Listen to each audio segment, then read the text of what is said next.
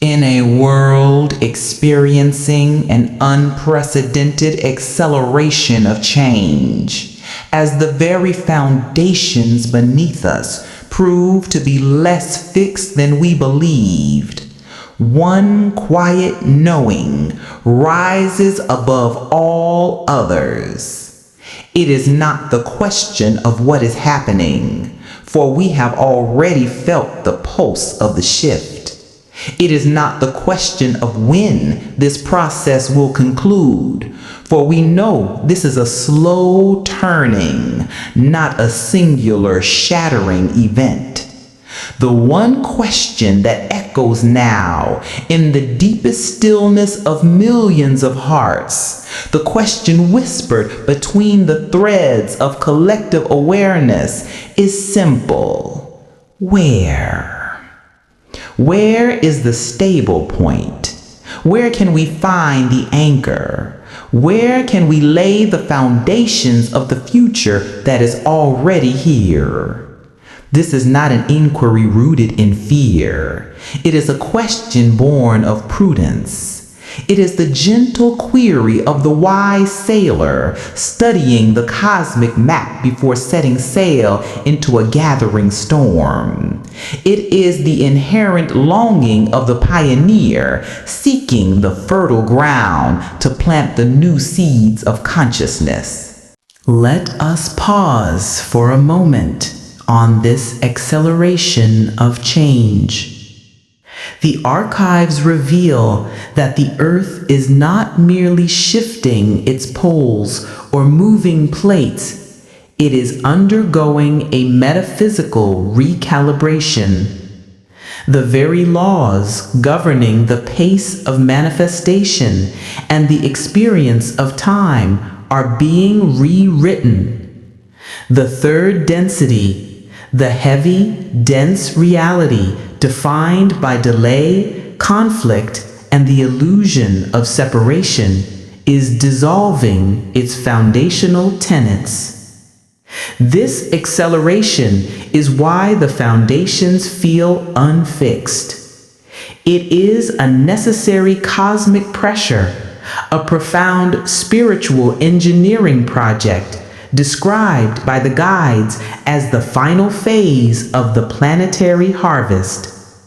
Every structure, be it financial, political, or geological, that was built upon the dissolving frequency of separation must now confront its own instability.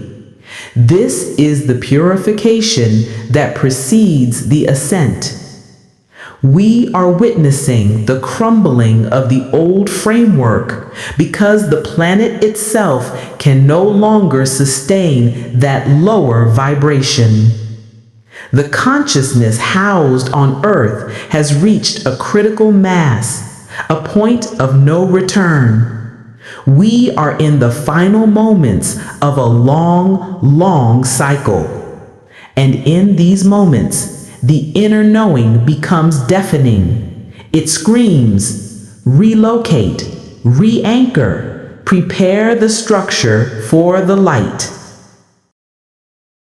For decades, the vast, detailed archives compiled through the work of Dolores Cannon have been this sacred map. She was the steady hand, the diligent scribe who recorded the voice of the Superconscious, the part of the self that holds all memory, all future probability, and the blueprint of the soul's path. We have already recalled her final, resonant warnings for the coastlines of the world. We have seen the maps of geological transformation, the coasts being the most densely populated, karmically complex regions, the ancient harbors of Atlantean power and control, are designated for the most thorough cleansing. The movement of the oceans, the shifting of the seabed, the final resolution of the ancient Atlantean trauma, these events are inscribed in the Earth's future memory, retrieved through the trance state with unnerving clarity. But within those same thousands of sessions, hidden amidst the stark clarity of the warnings, the Superconscious provided another, equally critical layer of intelligence. It was not a map of dissolution. It was a map of sanctuary. The guides understood the deep ancestral need for a secure base, a place where the seeds of the new earth consciousness could germinate without the overwhelming interference of the passing density. This intelligence detailed specific geographical regions on this planet that are vibrationally and geologically prepared to act as, in the language of the guides, vibrational lifeboats during this tumultuous transition. These are not bunkers or places of physical hiding. They are energetic havens, places specifically designed to be anchors of stability, safe havens for the nascent seeds of the new civilization. Their structure, rock, mineral, and magnetic field is already aligned with the crystalline frequency of the future. They are the prepared garden beds where the volunteers and the pioneers will gather to build the template for the new world. Today, we step together into the corridors of the archives to unveil these 5 safe zones. We do this not to promote mass movement, but to activate a layer of prudent awareness. The soul seeks efficiency. When the external world mirrors the inner peace, the great work of ascension becomes easier. Knowing the map allows the soul to relax and focus its energy inward, rather than spending it in fear about external outcomes. We will analyze the wisdom, the metaphysical reasons, and the direct, often surprising counsel from the deepest files.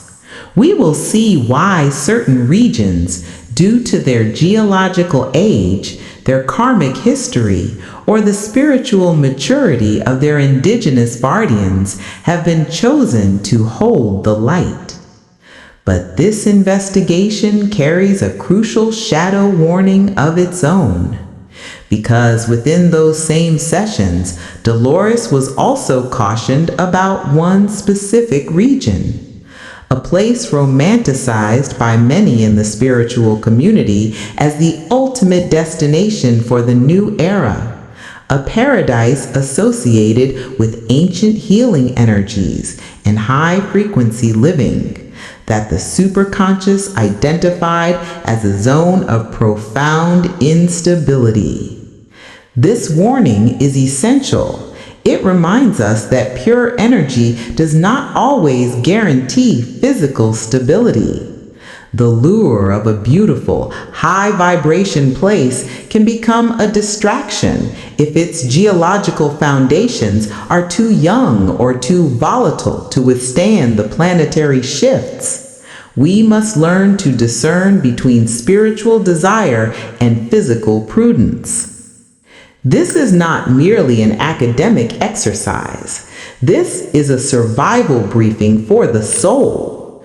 The Great Relocation, a subtle, powerful migration of souls guided by instinct and inner knowing, has already begun.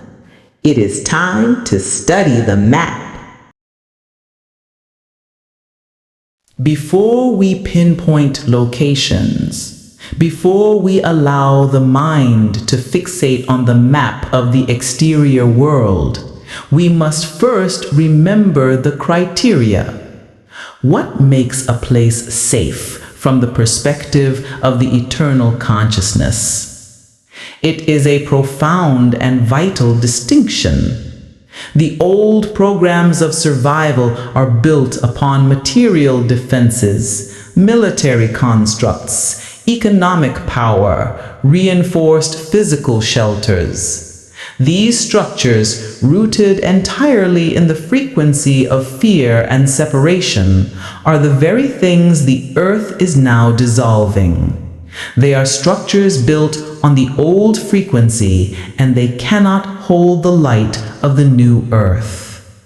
True safety in the context of the shift is woven from three core metaphysical threads. These threads create a vibrational fortress, a field of coherence that is impervious to the turbulence of the lower frequencies. The great earth changes are, at their core, a planetary purification.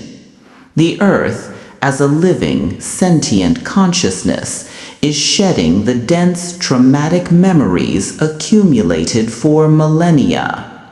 This is the planet's own great cleanse, a process mirroring the release of ancient trauma within the individual soul. The superconscious guides were clear. Karma is stored energy. Every act of intense trauma, war, slavery, conquest, or deep-seated fear leaves an energetic residue, a scar on the planet's energetic body. This residue, this karmic density, attracts and magnifies discord, acting as a low-frequency anchor. The volatility of high-density regions. Therefore, regions with a heavy, unresolved past carry the greatest volatility. These are the lands scarred by ancient conflict, the sites of long-forgotten battles, mass ritual trauma, or the dark arts practiced by ancient, imbalanced civilizations, like the final stages of the Atlantean experiment in the Atlantic and Mediterranean basins. These memories are not just history, they are active, energetic traps waiting to be triggered by the accelerating planetary frequency. The colonial oppression. Lands that witnessed sustained systemic violence, extraction, and displacement carry the cumulative pain of millions of suffering souls. The land itself holds the demand for a karmic balancing, which manifests as intense geological or societal upheaval. The material obsession. Regions that served as the extreme centers of economic power, banking, and unchecked material control during the peak of the third density cycle. These places are metaphysically the heaviest and are scheduled for the most intense reset to dissolve the structures of control and separation. The land itself is preparing for a fever-breaking release. The rising planetary heat is stirring these deep, unresolved memories, leading to the dramatic physical manifestations we see playing out now. Sanctuary, the lightest footprint. Sanctuary, conversely, holds a lighter, less entangled karmic footprint. These are lands that have either been sparsely touched by the density of civilization or inhabited predominantly by cultures who left behind a legacy of peace, profound respect and balance, not pain. The stability of these areas is derived from their energetic neutrality. They do not hold the heavy, unresolved debts that require cataclysmic purging.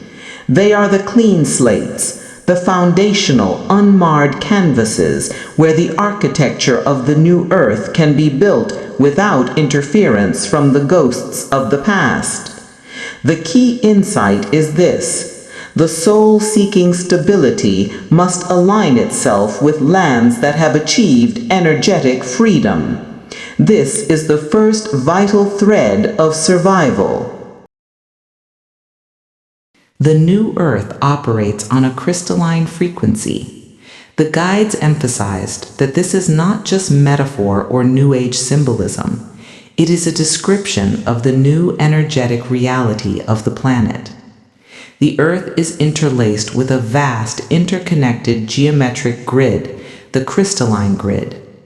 This is the subtle, unseen circulatory system of the ascending world, a network of light that transmits and stabilizes the higher frequencies. It is the framework upon which the fourth and fifth density reality is structured. The function of the grid. The crystalline grid is directly connected to the physical mineral composition of the planet, particularly its vast deposits of quartz, amethyst, and other crystalline structures. These mineral deposits act as amplifiers and stabilizers for the incoming cosmic energy waves, vortexes, and nodes. Some locations on the planet are powerful vortexes, nodes, and intersections on this grid. These are like major power stations or hubs in the energetic infrastructure. Places like Sedona, Uluru, or Lake Titicaca are globally recognized as points where the grid lines intersect, creating immense energetic intensity. Planetary organs. The Superconscious often describe these areas as the organs or chakras of the planet, essential processing centers for light. They are fundamentally the most stable because their energetic structure is already built for coherence and continuous energetic flow, making them inherently resilient against chaotic forces. The coherence of crystal. Regions designated as safe havens already vibrate much closer to the frequency of the future Earth. To anchor your awareness in such a location makes the personal ascension process easier. The land acts as a vibrational tuning fork for the soul, the recollection states. When you stand on high crystalline land, your personal energy field is constantly supported and cleaned by the coherent, pure frequency emanating from the earth itself. It is a continuous, effortless, energetic adjustment. This support means the soul does not have to expend as much personal energy fighting the density of the surrounding environment. The land itself is a natural, high-powered spiritual battery. These places are naturally more stable, not by chance, but because their underlying crystalline structure is already aligned with the harmonic future of the ascending world. They are the prepared foundation blocks that will not shake when the surrounding soil is purified. This is the powerful human thread, the essential complement to the land's geological and crystalline stability.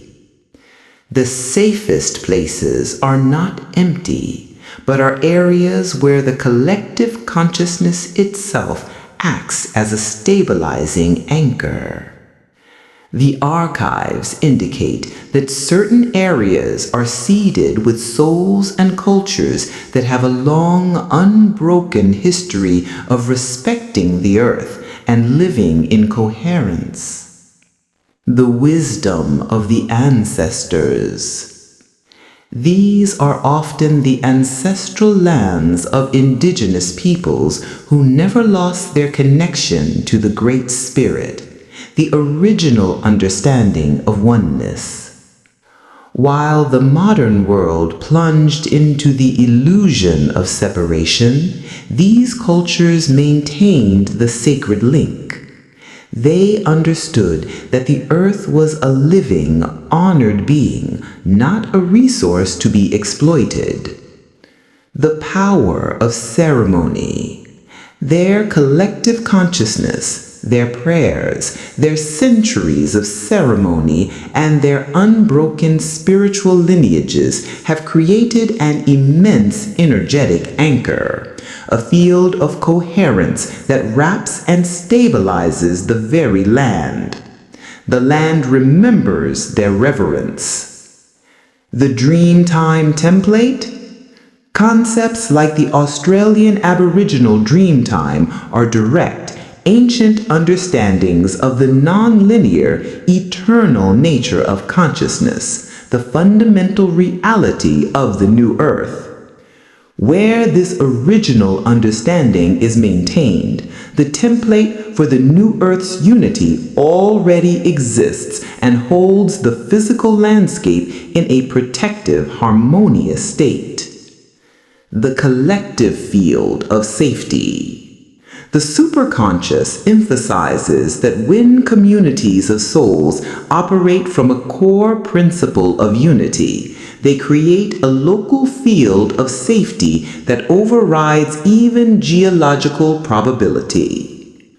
A place is made safe not just by the rock beneath it, but by the frequency of the hearts beating upon it. Unity consciousness creates a collective shield where fear cannot penetrate. The stability of the land is a reflection of the stability of the souls inhabiting it. The new era will be defined by community and coherence. Regions where the indigenous template for this unity remains strong, or where the volunteers are instinctively gathering to co-create this template, offer the most robust sanctuary. The three principles are inseparable. They form the necessary conditions for a true vibrational lifeboat. 1. Low karmic density ensures the land will not undergo purification by releasing the past. 2. High crystalline energy ensures the land will naturally amplify the future, the new frequency. 3. Foundation of unity consciousness ensures the resident population will sustain the coherence required to anchor the new Earth template. These are the core truths retrieved from the deepest corridors of the archives.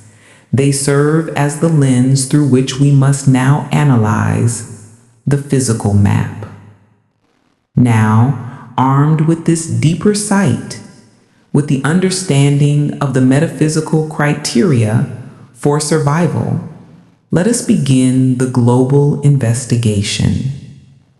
We will now recall the 5 regions consistently highlighted across multiple QHHT sessions as being the most stable and prepared for the coming changes. These are the physical manifestations of low karma, high crystal, and strong unity, the planetary safe zones prepared for the acceleration. 1. The American interior, the mountain sanctuary. While the coasts were described as highly volatile due to dense karmic loads, overpopulation, and geological stress, the dissolution of the Atlantean foothold on the east and the Pacific volatility on the west, the vast interior was repeatedly recalled as a sanctuary.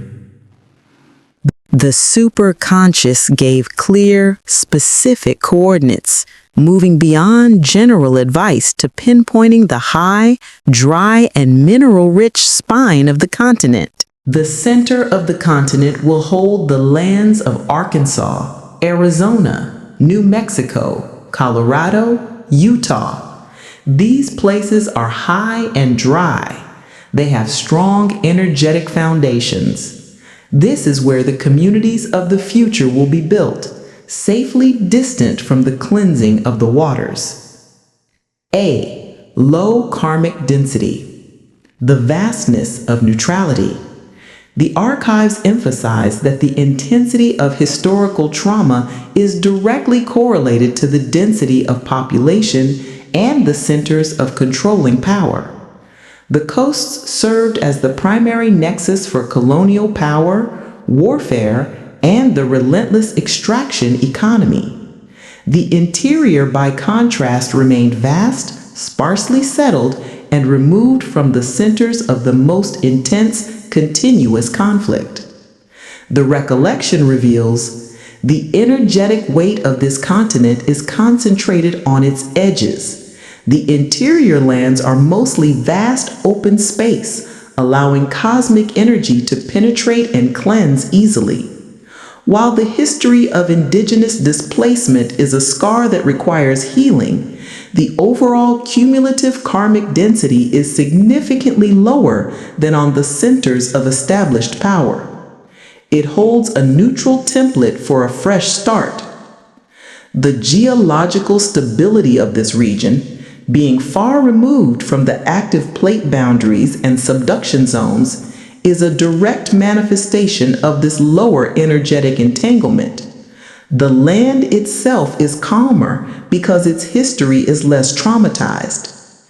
B. High crystalline energy, the planetary spine. The Rocky Mountains were consistently identified as the planetary spine of the Americas, a major energy conduit and an ancient geological anchor. Vortex sites and quartz. Places like Sedona are not famous by accident. They are world-renowned vortex sites, major intersections on the crystalline grid, Principle 2. More importantly, many of these areas, including Arkansas, are rich in massive quartz crystal deposits, often described as the planet's natural circuit board. These crystals are not merely decoration, they are amplifiers that continuously broadcast the ascending frequency, making personal calibration easier. Altitude and purity, as the quote states, places the landmass closer to the sun's energy and the cleaner layers of the atmosphere, facilitating the reception of the galactic energy waves driving the shift. The purity of the mineral wealth amplifies the incoming light, establishing an energetic fortress. C. Foundation of unity consciousness, the ancient guardians.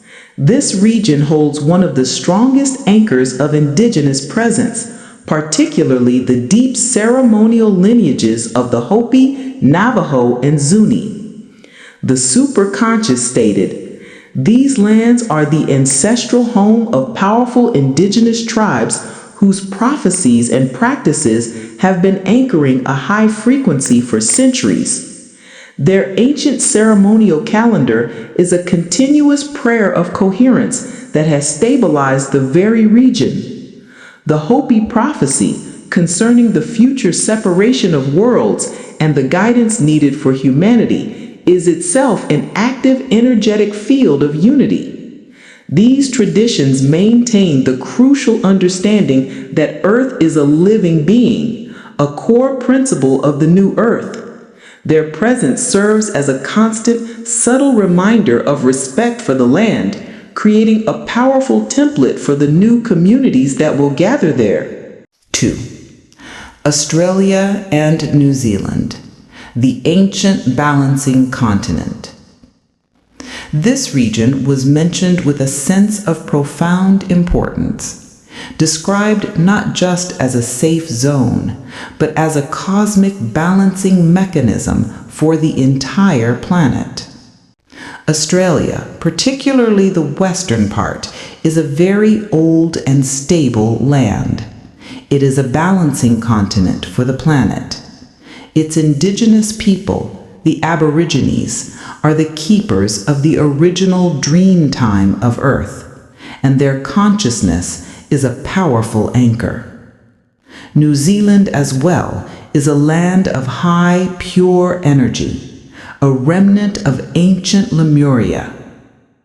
A. Low karmic density, the keeper of the original template. Australia is one of the oldest and most geologically stable continental shields on Earth. Its sheer age and its vast uninhabited interior contribute to its energetic neutrality. The archives explained that Australia holds the original neutral template of the Earth, predating much of the karmic entanglement of the European and Atlantean dramas. Its karmic load is less dense, they recalled. The ancient wisdom of the Aboriginal people was suppressed but never extinguished, leaving the deeper spiritual bedrock largely untainted by the heavy conflicts of the West. This neutrality makes it ideally suited to absorb and rebroadcast the high frequency of the new Earth without the immediate need for a cathartic geological release. B. High crystalline energy, the solar plexus chakra. The sheer power of Uluru, Ayers Rock, was consistently highlighted. This massive monolith in the center of the continent is considered the solar plexus chakra of the planet, a major energy center responsible for the distribution of vitality and power across the globe. Lemurian remnants. New Zealand's energy, by contrast, was described as highly creative, feminine, and connected to the heart-centered civilization of Lemuria. It holds a pure, high-vibration memory that survived the sinking of Mu. It serves as a spiritual counterpoint to the masculine, foundational energy of the Australian Shield. Geological Shield. The vast ancient cratons of Western Australia provide immense geological stability, resisting the tectonic pressures that are reshaping younger continents. C. Foundation of Unity Consciousness, the Dreamtime Anchor. The Aboriginal culture is the oldest continuous culture on Earth. Their core concept of the dreamtime, an understanding that the physical world is merely a reflection of a non-linear, eternal, living matrix of consciousness, is a direct key to the new Earth reality. The guides were clear. Their consciousness is a powerful, living anchor. Their sacred songs and stories, which map the land, the song lines, are not just geography. They are vibrational pathways that maintain the Earth's energetic integrity. This unbroken lineage of oneness with the land makes the region one of the most energetically coherent places on the planet, pre-prepared for the transition. Number 3. The High Andes. The reunion of the eagle and the condor. The spine of South America, particularly the high-altitude regions of Peru, Bolivia, and Ecuador, were described as a major spiritual center for the new Earth, the place where the feminine and masculine energies of the planet would finally come into balance. The energy of the condor is awakening to meet the energy of the eagle from the north. The Andes are a powerful node on the crystalline grid.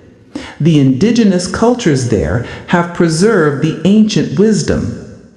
This will be a place of great pilgrimage and teaching in the new era. The energy is pure and the land is high. A. Low karmic density. The refuge of the mountain. While the Incan Empire and the subsequent Spanish conquest marked these lands with trauma, the high mountains themselves served as an ultimate refuge. The sheer altitude and rugged terrain allowed ancient spiritual traditions to survive intact, keeping the deepest wisdom and the highest ceremonial practices shielded from the density below. The Superconscious noted, "The karmic signature of the high-altitude peoples is one of resilience, simplicity, and deep connection to the Pachamama, Mother Earth. This simplicity acts as a low-resistance current, protecting the core energy centers. The mountains, physically and energetically, elevate the consciousness of the inhabitants, buffering them from the heavy emotional and societal density that clings to the lower coastal regions. B. High crystalline energy, the planetary heart and root. The Andes Mountains are a powerful node on the crystalline grid. The specific vortex of Titicaca was identified as a major planetary chakra, a source of creation and wisdom. Energy sites like Machu Picchu, were described as masterfully engineered energy sites, designed by ancient priests to interact directly with the planetary grid and stellar alignments. The mountains are rich in minerals and crystals, making them high-frequency conductors. The eagle and condor. The prophecy itself is an energetic map. The eagle, the masculine, intellectual, technological energy of the north, must eventually unite with the condor, the feminine, intuitive, heart-based energy of the south. The Andes region is the prepared meeting ground for this necessary global balancing act. C. Foundation of Unity Consciousness, the Q'ero lineage. The Q'ero people of Peru, direct descendants of the Inca, have maintained a pure lineage of earth-based spirituality. They hold the prophecies that speak directly to this coming shift, the Pachacuti, or the turning of the world. Their practices of Aini, reciprocity, and their daily relationship with the living earth embody the very definition of unity consciousness. They provide the spiritual scaffolding required to anchor the new Earth's template in South America, making the region a designated place of pilgrimage and teaching in the new era. Number 4. Southern Africa, the cradle of humanity's stability.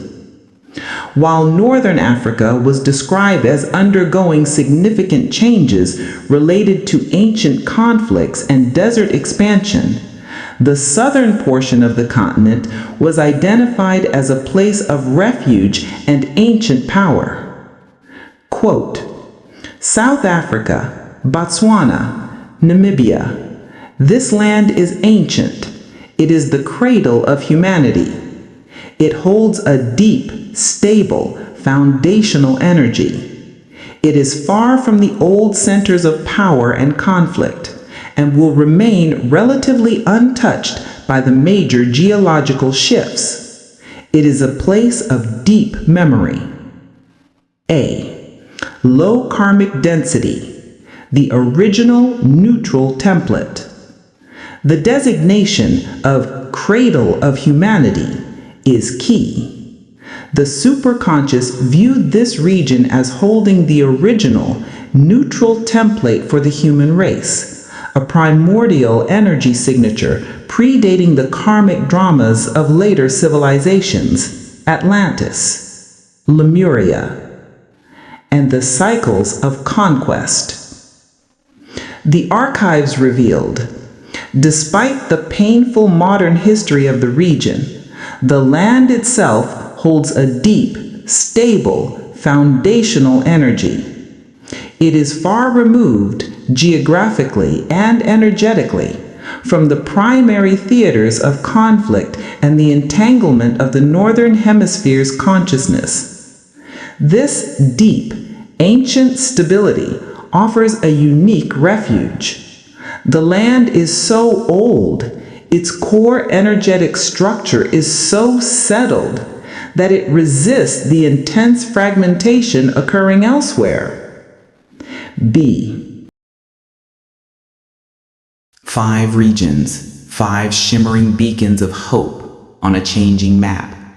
The evidence seems clear, but now we must address the warning, the crucial piece of counterintelligence recalled from the superconscious. It is the final, essential test of discernment for the soul seeking true stability. There is one region, a place romanticized by millions as the ultimate destination for the New Age, a place associated with the healing energies of Lemuria and the very image of paradise, that Dolores Cannon was explicitly and repeatedly cautioned about as a place of profound geological instability. A beautiful illusion, a temporary anchor for those focused only on the external paradise. That place is Hawaii.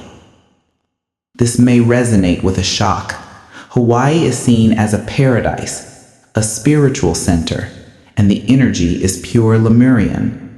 But the Superconscious explained the critical flaw with unwavering clarity, separating the spiritual frequency from the physical foundation. The primary warning was rooted in the simple, inescapable fact of planetary evolution. The Hawaiian Islands are not ancient, stable continental shields like the interior of Australia or the spine of the Urals, principle 2, high crystalline energy. They are, by comparison, newborns in the geologic timeline. Quote from a session: "The islands are beautiful, but they are merely the peaks of massive and largely dormant volcanoes. They are not stable. They are the youngest land on your planet, still in the process of being born." This youth is the flaw. The stability of a region is directly linked to its maturity and its distance from the active fault lines of creation. Hawaii sits directly above a hotspot, a plume of magma rising from deep within the Earth's mantle. The islands are continuously forming, shifting, and eroding. They lack the deep, settled, ancient foundations that define the 5 safe havens. The central mechanism of the planetary shift is the acceleration of frequency, which correlates to a heating of the Earth's core. As this core activity intensifies, it directly impacts the most volatile zones on the surface. The Relocation warns, as the Earth's frequency rises, the planetary core heats up. This will reactivate the volcanic chains across the globe, and the Pacific Ring of Fire is the most volatile of all. The energy-seeking release is immense, and the young land cannot contain it. The Hawaiian Islands are in the center of this ring. They will sink back into the sea from whence they came. This is the Superconscious giving a direct geological prognosis. It is a certainty inscribed in the planet's architecture. The warning was not that the energy was bad. It is exquisite. The warning was that the geology was unstable. It was a beautiful house built on a faulty foundation, destined to be reclaimed by the ocean as the planet completes its cycle. The second and equally critical layer added to the warning relates to karmic density, principle 1. While the underlying spiritual energy is pure Lemurian, a memory of absolute unity, the land's physical reality has been marred by intense modern density. Another source added the karmic layer. It was a sacred place, yes, but it has been heavily commercialized and militarized. The sacred has been profaned by tourism and a massive military presence that is not in alignment with the frequency of the land. The land itself, a pure consciousness, is effectively screaming for release from this imposition of war energy. This karmic wound, combined with the extreme geological instability, makes the region a prime candidate for a cataclysmic reset. The cleansing will be severe, precisely because the profanity upon the sacred energy is so intense. The romanticization of Hawaii serves as a subtle trap for the soul seeking external escapism. The beautiful illusion attracts souls who are looking to flee the chaos rather than anchor the light. The guides caution, it is a temporary anchor for those focused only on the external. It draws energy from those who see it merely as a paradise retreat for the self, rather than a vortex of service for the collective. This focus on individual escape, rather than unity, adds to the destabilizing karmic frequency. The message was consistent and unambiguous. While the energy of Hawaii is a beautiful preview of the new Earth, a stunning echo of what once was, the physical landmass itself is scheduled for a dramatic reset. It is a place to visit in spirit and meditation, to draw the beauty of Lemurian memory into the soul, but not a place to anchor yourself physically for the long and turbulent journey ahead. The Superconscious, in its infinite wisdom, offered this warning not to instill fear, but to ensure prudence and to guide souls toward the truly resilient anchors designed for the longevity of the new civilization. Discerning the difference between a temporary high-frequency experience and a long-term, geologically and vibratorily stable sanctuary is vital. So, we have the map, the 5 safe havens, the one zone to avoid. The logical mind now rushes to check physical flight paths and seek external solutions. This is the old program. But now we must activate the final and most important layer of this teaching, the one Dolores repeated at the end of every single recollection on Earth Changes. It was her ultimate conclusion, the very heart of her message.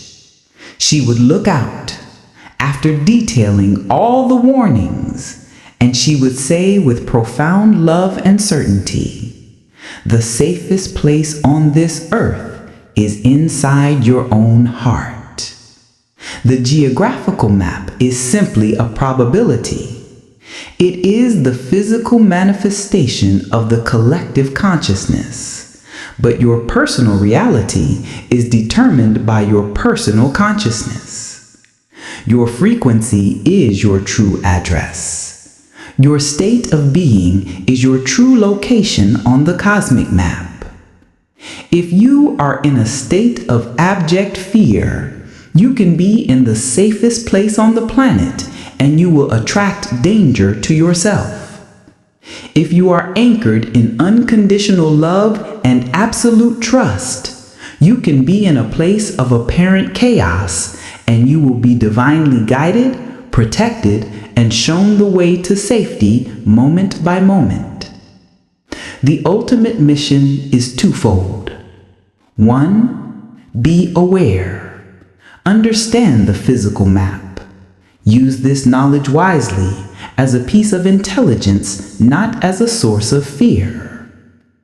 2. Be the sanctuary. Do the difficult daily inner work to become the energetic anchor of safety for yourself, your family, and your community, no matter where you are on the map. We now declare our commitment to this balanced and powered mission. Reflect, remember, awaken.